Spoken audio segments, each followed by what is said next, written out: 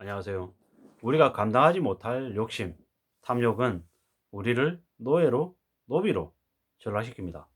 이미 중국은 흥다그룹이 파산하고 흥다그룹에 준하는 여러 부동산 그룹들이 무너지고 있죠.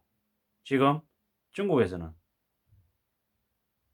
부동산 문제 때문에 뛰어내리고 자살하고 난리가 나고 있습니다.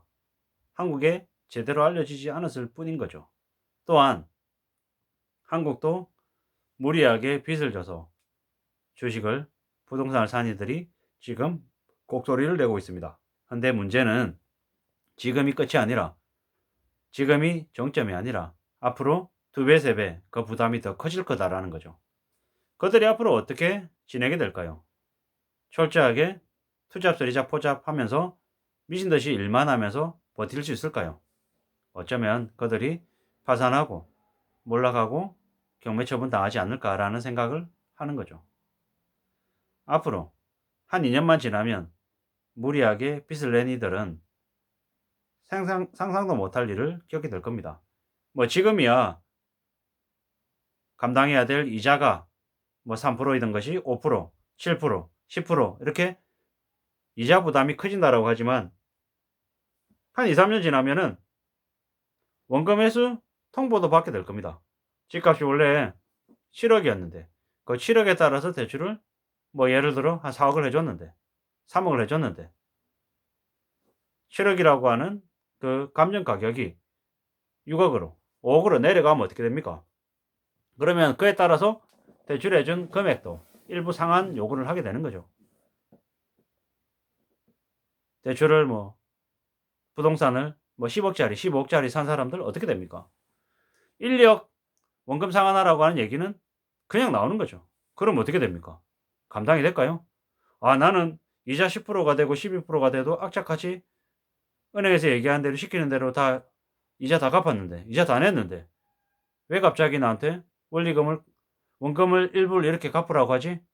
1억, 2억을 원금을 갚으라고 얘기하면 감당 못 하는데 이러면 은행이 뭐라 그럽니까? 그러면 금리 더 올려. 아니면 대출이 30년짜리인데 그럼 40년짜리로 늘리세요. 이런 식으로 금융 노예를 그냥 연장시키는 거죠. 계속 열심히 갚는데도 이자는 계속 늘어나는 거예요. 뭐지? 원금을 3억 빌렸는데 이자를 7억 8억 내게 생겼어요. 이게 현실인 거죠. 걸려든 거죠. 사기당한 거예요. 게다가 이자 연체하면 어떻게 됩니까? 이자를 2번 연체하면 은행에서 바로 경매에 들어옵니다. 유예기간이고 뭐가 없죠. 아니 고작 2번 연체했는데 경매 처분한다고? 에이 설마 라고 생각하시는 분들이 분명히 있을 텐데요. 실제로 그렇게 한다라고 은행이 내부 정책을 세웠습니다. 그게 이제 우리가 닥칠 현실인 거죠. 조금만 삐끗하면 일을 한 달 쉬면 어떻게 됩니까? 뒤집어지는 거죠. 게다가 지금 다니고 있는 회사에서 만약에 잘리면 은행이 귀신같이 알아서 곧바로 상환 요구합니다. 못 그만두죠 이제. 마음대로 못 그만둡니다. 그냥 그만두고 좀 뭐야 현재 수준보다 좀 더 규모가 작은 것으로 옮기면 은행이 또 압니다. 또 그에 대한 원금 상환이든 아니면 가산금리든 바로 매깁니다. 이게 현실입니다. 앞으로 닥칠 모습이죠. 그래서 헬게이트라 그러고 지옥이라고 얘기하는 거죠. 올해, 내년, 내후년 뭐 난리죠.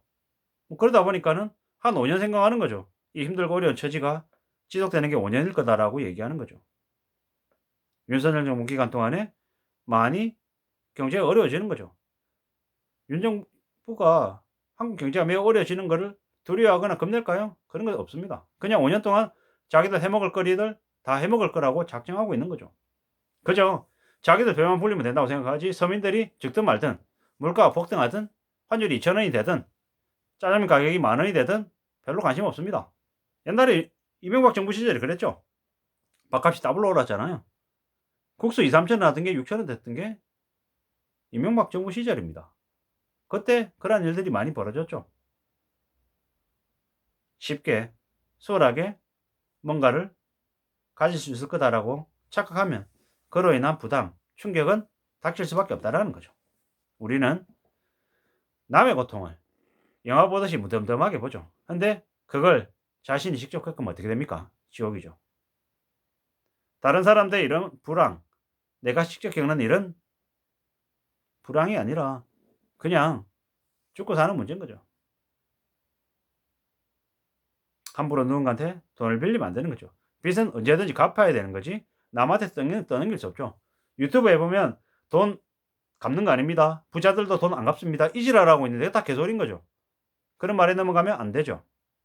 그렇게 말하는 그 놈들은 자기가 빌립니까? 대출합니까? 자기들이 추천하는 주식을 삽니까? 부동산을 삽니까?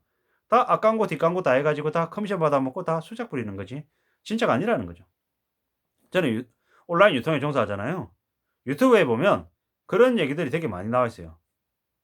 나한테 나와 같이 하면 온라인 유통에서 이커머스 플랫폼에서 뭐 쿠팡 들어가 가지고 3개월 만에 매출을 3억 만들 수 있습니다. 1억을 만들 수 있습니다. 5억 만듭니다.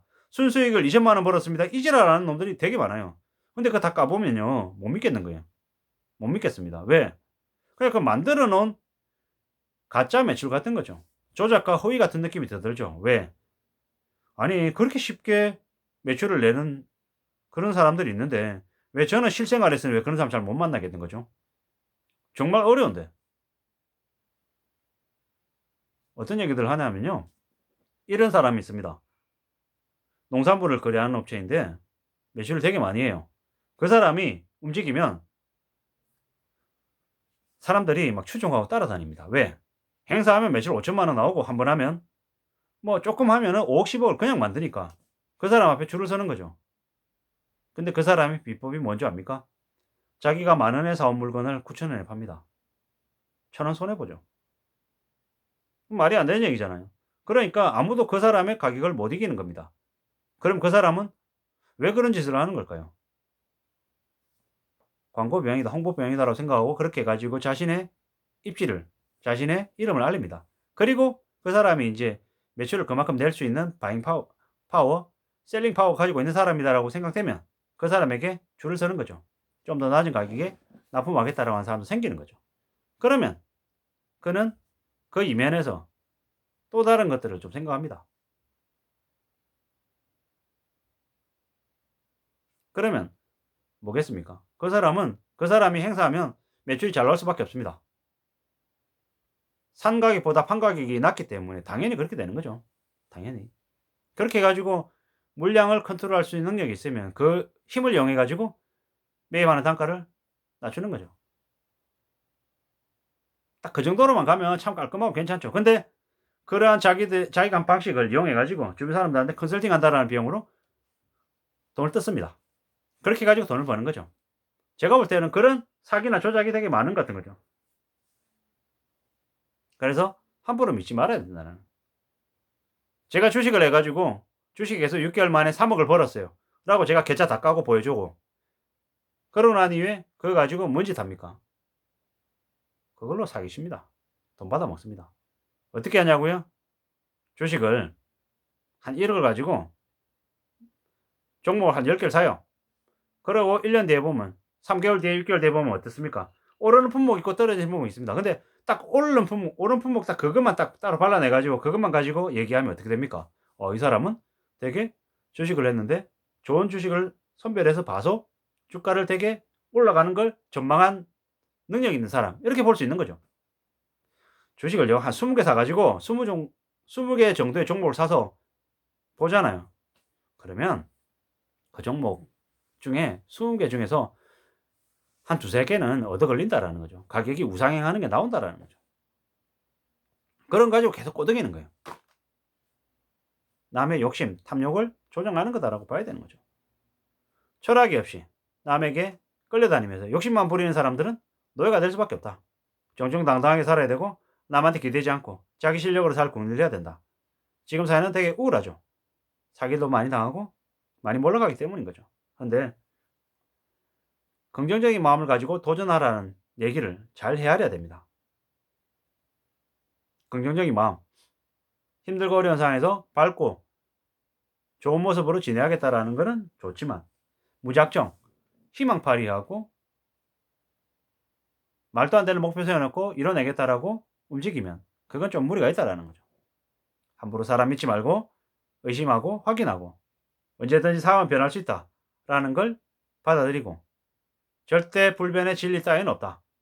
내가 항상 움직이면서도 뜻대로 안 되는 게 많다라는 걸 생각하면서 항상 낮은 자세로 지내야겠습니다. 노예가 아닌 주인의 삶을 살기 위해서 욕심과 탐욕을 버려야 됨을 말씀드립니다. 이상입니다. 고맙습니다.